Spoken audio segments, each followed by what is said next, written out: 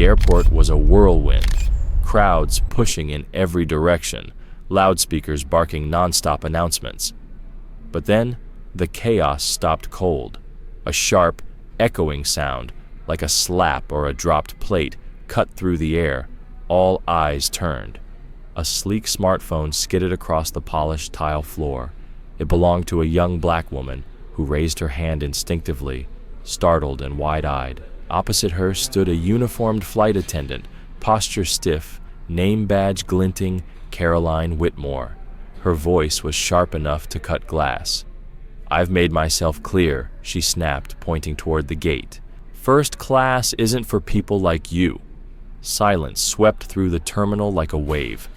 Travelers froze, stunned by what they'd just witnessed. But the woman, Alicia Bennett, didn't flinch. She bent down, picked up her phone, and stood tall, calm, composed, radiating a quiet dignity that made the insult feel even uglier. Alicia met Caroline's glare not with anger, but with something far stronger, an unshakable calm that made everyone watching hold their breath. And when she finally spoke, her voice was soft, but chilling.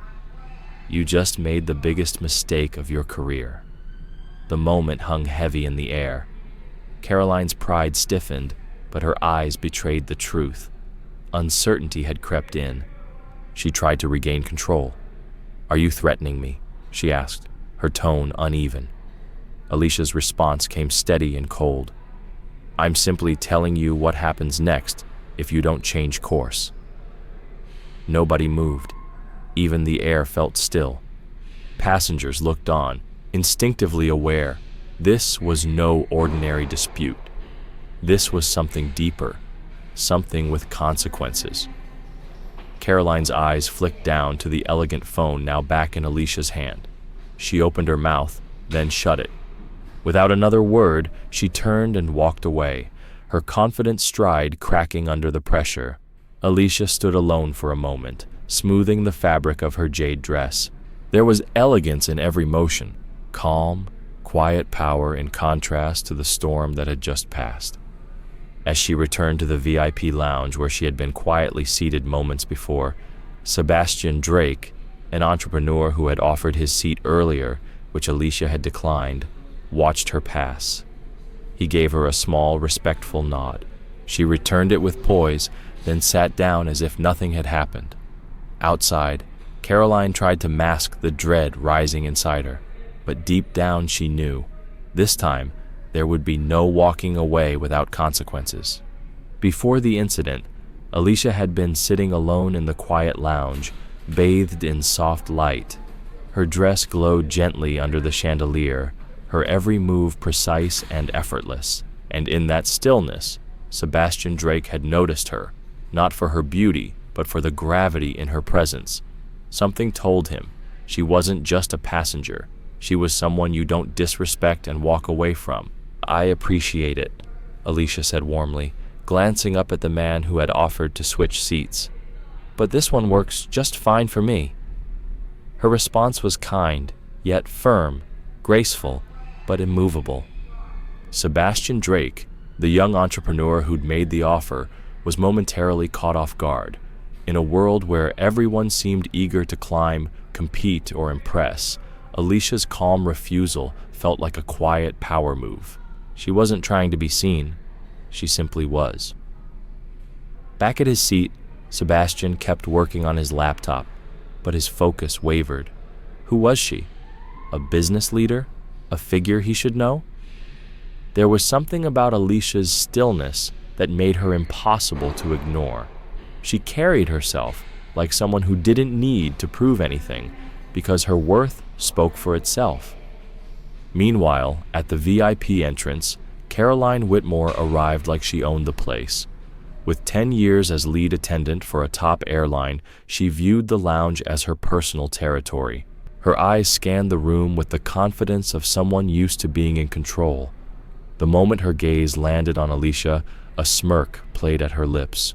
Caroline had seen enough imposters trying to sneak into first class, at least in her mind, and she was sure Alicia was one of them. To Caroline, judgment came naturally. It wasn't necessarily hate. It was the arrogance that comes from years of unchecked authority. She believed she could tell at a glance who belonged and who didn't, and she saw herself as the gatekeeper of that unspoken standard. Satisfied with her silent verdict, she left the lounge, her mind already rehearsing the confrontation she thought was coming. What she didn't know was that her snap judgment would cost her everything, and Alicia Bennett was about to change her life forever.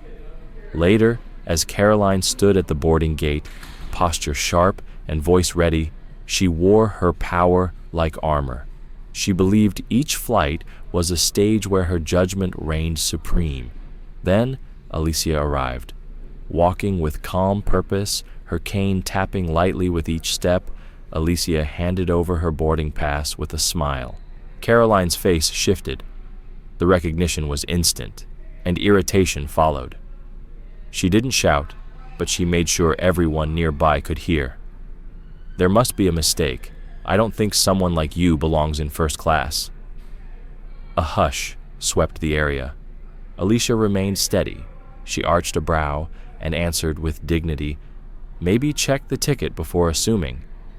Her tone was gentle but made of steel. Caroline took the pass with visible contempt, examining it like it was a fake. "I know who's supposed to be here," she said coldly. "You're holding up the line. Step aside." Around them, whispers stirred. Some passengers looked uncomfortable. A few quietly shook their heads, but no one said a word. Sebastian watched from a distance, his earlier admiration for Alicia turning into concern. Alicia stood her ground. "My ticket is valid," she said evenly. "Maybe confirm that before you keep embarrassing yourself." Caroline bristled. Her voice sharpened. "I don't need a system to know." She raised her voice again. "Move aside." The atmosphere cracked with tension. Alicia looked her straight in the eye and said, calm and clear, "Are you really sure you want to make a scene like this?" But pride blinded Caroline. With one swift motion, she tore the ticket from Alicia's hand and knocked the cane away. The cane hit the floor with a hard, echoing clatter. Gasps broke the silence. Alicia didn't flinch. She didn't scramble for the cane. She just stood there, unshaken, unmoved, her gaze fixed coldly on the woman who had just crossed a line she could never uncross. "You've just humiliated the wrong person," Alicia said, her voice no longer soft but commanding, measured, unmistakably firm.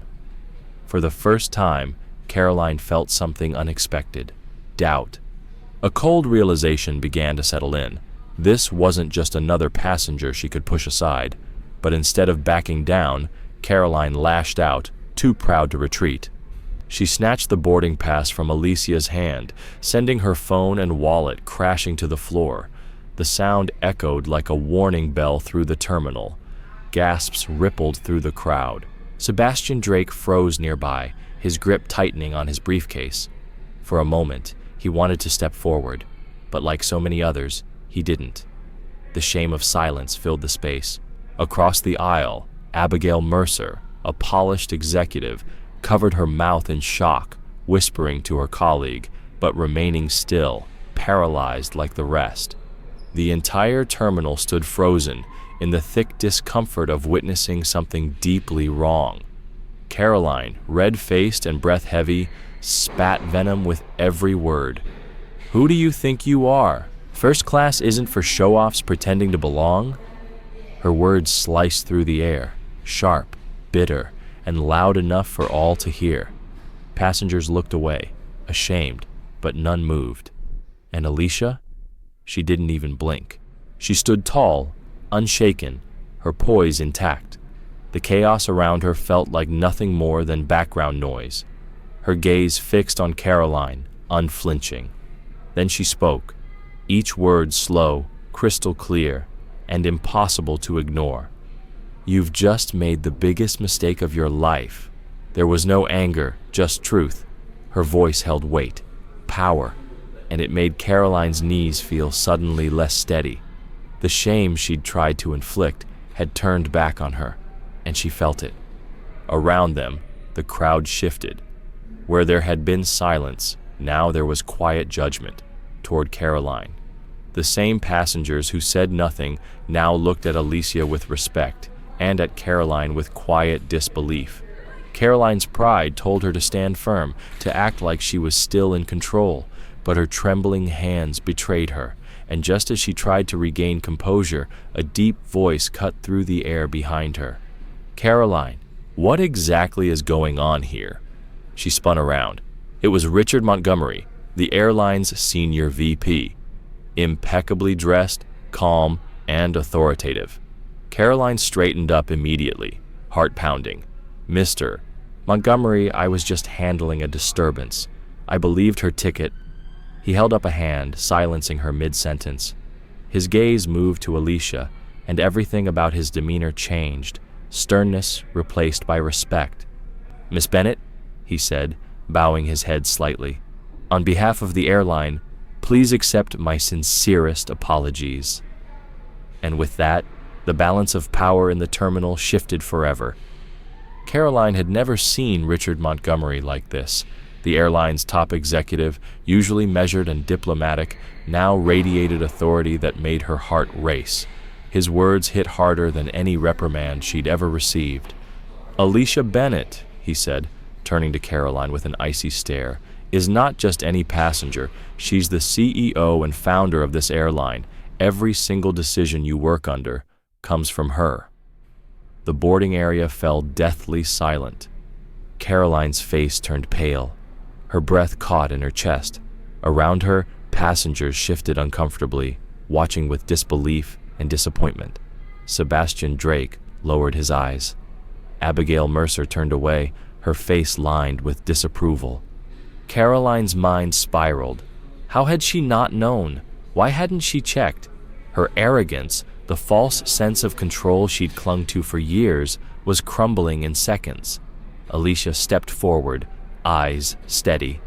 "I tried to warn you," she said softly, "but you chose not to listen." There was no anger in her voice, only quiet, undeniable truth. That hurt more than any public rebuke. Caroline's throat tightened. Tears welled in her eyes. Her hands trembled. And with them, the identity she'd built on control and judgment unraveled. Then Montgomery looked her in the eye one last time. "Prepare for the consequences," he said. "This isn't something we can overlook." Caroline stood paralyzed. The realization hit her full force. This wasn't a mistake she could recover from. This time, there would be fallout. "Come with me," Montgomery said coldly. "The captain and Mr. Caldwell are waiting." The words sliced like a sentence. Her steps toward the cockpit felt like walking through molasses.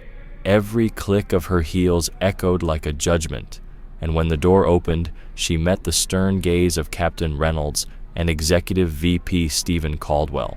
"Close the door," the captain said. She obeyed, standing in the center of the cabin, trying to steady her breath, but nothing could prepare her for what came next. "You humiliated our CEO," Caldwell said, voice like ice. "In front of premium passengers. Do you understand what you've done?" Caroline stammered. I didn't know who she was." "Didn't know," Reynolds cut in, "or didn't care to know. Did you even check the manifest? Or did you just look at her and assume?" That question hit her hard, because the truth was obvious. She hadn't checked. She'd judged. Caldwell's tone deepened. "What we find most unacceptable isn't just your error, but your mindset, the disrespect, the prejudice. That is not who we are." Caroline tried to speak, but her voice cracked. "I didn't mean it." "Didn't mean it?" Caldwell said sharply. "You gave her no chance to explain. You decided she didn't belong based on nothing but appearance. What do you think that says about us as a brand?" Caroline's head dropped. Her heart pounded. She had no answer. Captain Reynolds delivered the final blow. "You didn't just insult our CEO, you damaged the very integrity of this airline." And in that moment, Caroline knew, with soul-deep certainty, she had crossed a line she could never uncross. "You thought you were upholding standards," Stephen Caldwell said coldly, "but in truth, You shattered them with your prejudice." Every word hit like a blade. Caroline stood there, exposed. Tears streamed down her cheeks, but she didn't wipe them.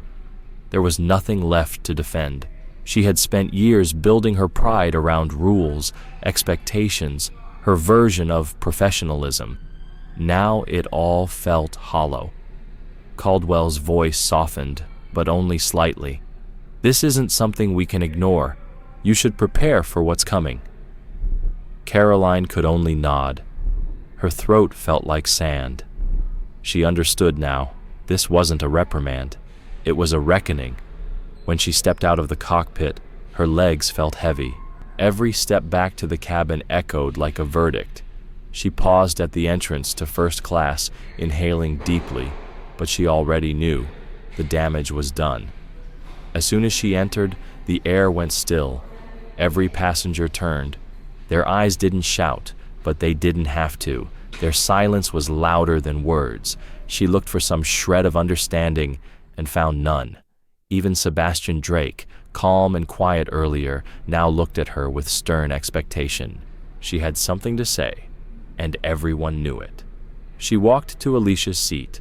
The woman she had insulted sat with perfect composure, still, graceful, impossibly calm.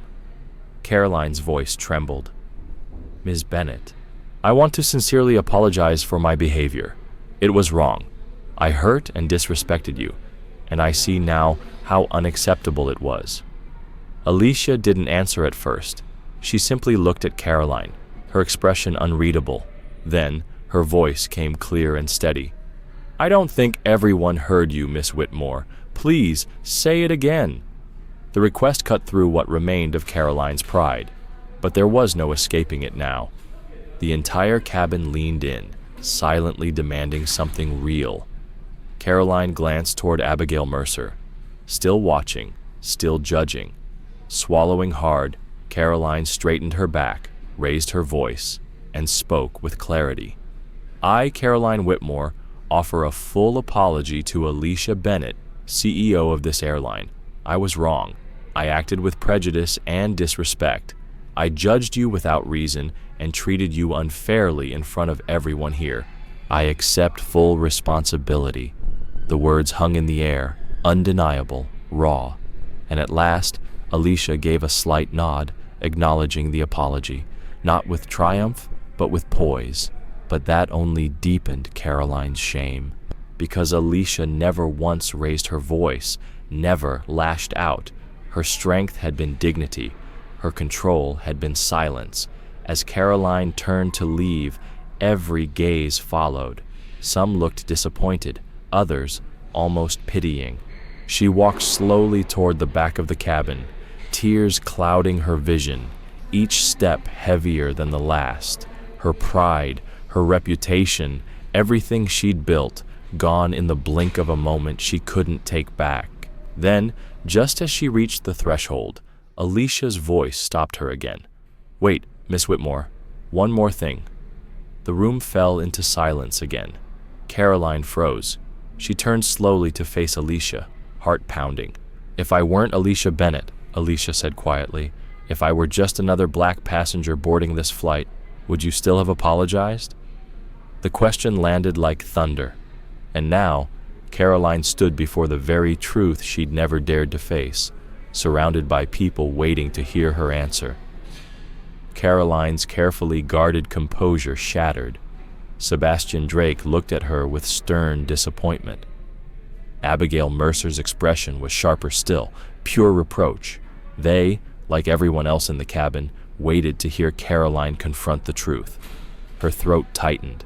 Her gaze darted, looking for escape, but Alicia held it steadily, patiently, waiting. And finally, Caroline spoke.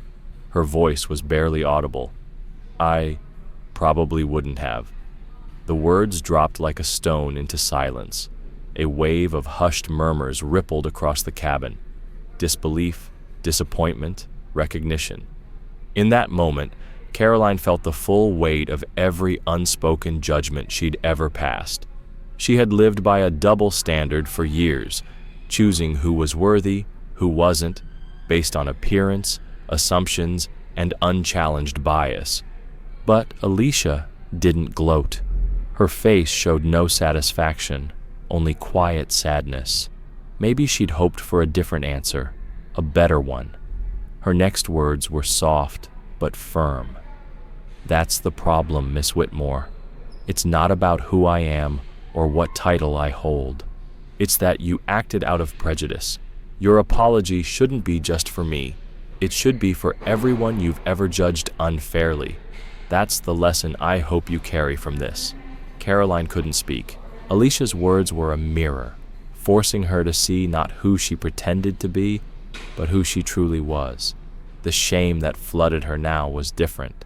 It wasn't just public humiliation. It was a deep reckoning with herself. For the first time in years, she felt empty, not from defeat, but from realizing how long she'd been wrong. A heavy silence settled over the cabin. This was no longer just a confrontation. It had become something bigger, a collective moment of reflection about respect, dignity, and the hidden biases we all carry. Caroline stood still, her head bowed, her shoulders trembling. Then, from the front of the cabin, Richard Montgomery's voice cut through the quiet. "Miss Whitmore," he said sternly, "for the remainder of this flight, you will personally attend to CEO Alicia Bennett, not as a punishment, but as your final chance to understand the consequences of what you've done." Passengers whispered. The looks on their faces changed. Not quite sympathy anymore, but something heavier. Caroline felt the weight of all their eyes. It was suffocating. Alicia remained composed. Her calm only deepened Caroline's shame. There was no vengeance in Alicia's demeanor, just dignity. With effort, Caroline approached her again. Her voice wavered. "Miss Bennett, may I bring you anything?" Alicia turned her head, looked her in the eyes, and replied gently, "Just a glass of water, thank you." The request was so simple, so polite, but to Caroline, it felt monumental. She nodded, almost choking on her own regret, and stepped away. Throughout the rest of the flight, she returned to Alicia's seat again and again. Blanket, snack, small comforts. The passengers watched silently, each movement a quiet reckoning. Sebastian's glances reminded her she was still under watch. Abigail whispered to her colleague, never letting Caroline forget the gravity of her actions. With every small task, Caroline remembered. Every time she had silently judged someone, every smile she withheld, every assumption she'd let guide her hand. And through it all, Alicia said nothing more, but her silence spoke volumes, because real strength doesn't need to raise its voice. It simply stands tall, even when others try to tear it down. As Caroline reached again for Alicia's empty glass, she realized this wasn't just a fall. It was the beginning of a long climb towards something better. Alicia looked up with calm but steady resolve. "What you're going through," she said gently, "isn't a punishment I wanted for you. It's an opportunity, a moment to reflect, to truly see that a person's worth is never measured by status or appearance." Her words hit Caroline harder than any formal reprimand ever had. There was no scolding in Alicia's tone, only truth. Tears welled again in Caroline's eyes, and for the first time, she didn't try to defend herself. She simply nodded, humbled, broken, and finally ready to listen. This wasn't just about a professional error. It was about seeing herself clearly for the first time. Caroline moved toward the back of the cabin, hoping for just a moment to collect herself, but a voice stopped her. "Caroline," it said, "you still need to hear some truth." Sebastian Drake stood and walked over, his voice calm but cutting. "This isn't just a mistake," he said. "It's something deeper. I've watched people like you all my life, making snap judgments, drawing conclusions based on race or how someone looks. But I never expected to see it from someone in your position." Caroline didn't reply. She couldn't. His words were too accurate, too honest. Sebastian stepped closer. If Alicia hadn't been someone powerful, would you have apologized? Or would you have kept treating others the same way, never realizing it? His words weren't cruel. They were necessary. And they landed where they were meant to, straight into the heart of her self-deception. Then, from the shadows behind them, Richard Montgomery reappeared. He pulled Caroline aside with a grave expression. "Caroline," he said in a low voice, "this isn't about procedure. What happened today came from your own unchecked bias. It shaped your thinking, your behavior, and how you treat others." Caroline tried to respond. "I know. I'm sorry." But Richard raised his hand. "Sorry isn't enough," he said. "What I need from you is honesty, a real acknowledgement of what's inside you, because if you don't confront it, nothing will ever change." That moment crushed Caroline. All her years of pride, of quick assessments and silent judgments, laid bare. She had seen herself as efficient, professional, intuitive. Now she saw the truth. She'd been blind and biased.